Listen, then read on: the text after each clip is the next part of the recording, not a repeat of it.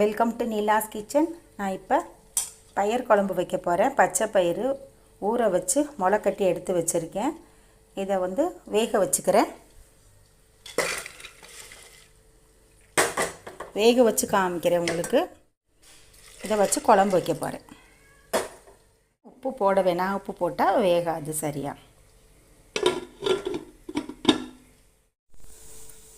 ஒரு தேங்காய் எடுத்து வச்சுருக்கேன். இதை சோம்பு போட்டு அரைச்சி எடுத்துக்கிறேன். தேங்காய் அரைச்சாச்சு.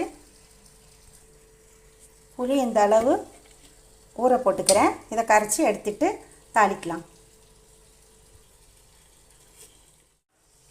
கடுகு, உளுத்தம்பருப்பு, சீரகம், வெந்தயம், வெள்ளைப்பூண்டு தட்டி வச்சுருக்கேன், கருவேப்பிலை. எப்பயுமே தாளிக்கிற போது கடுகு வெடித்து முடிகிற வரைக்கும் கொஞ்சம் வெயிட் பண்ணிவிட்டு போடணும். இப்போ போட்டுக்கலாம்.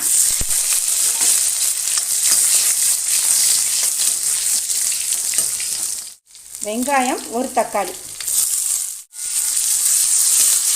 வதங்கிடுச்சு. இப்போ அரைச்ச தேங்காயை போட்டுக்கலாம். தண்ணி ஊற்றிக்கலாம்.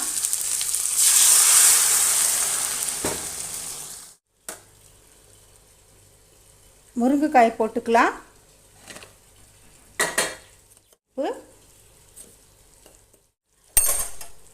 மஞ்சத்தூள், 3 ஸ்பூன் குழம்பு மிளகாத்தூள், சாம்பார் பொடி. நான் 2க்கும் 1 தான் போடுவேன். 3 ஸ்பூன் போட்டுக்கிறேன். நீங்கள் வேணுன்னா மல்லித்தூள், மிளகாத்தூள் போட்டுக்கோங்க. நல்லா கலந்துக்கலாம். இப்போ முருங்கைக்காய் வேகட்டும்.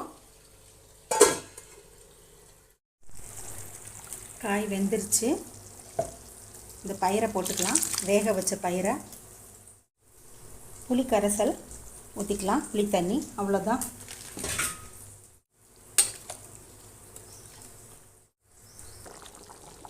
நல்லா கொதிச்சிருச்சு.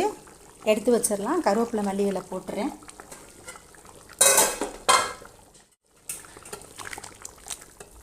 இப்போ இதை எடுத்து ஊற்றிடலாம். அவ்வளோதாங்க, முளைவிட்ட பயிர் குழம்பு ரெடி ஆயிடுச்சு. இதே மாதிரி நீங்களும் ட்ரை பண்ணுங்கள். தேங்க்ஸ் ஃபார் வாட்சிங்.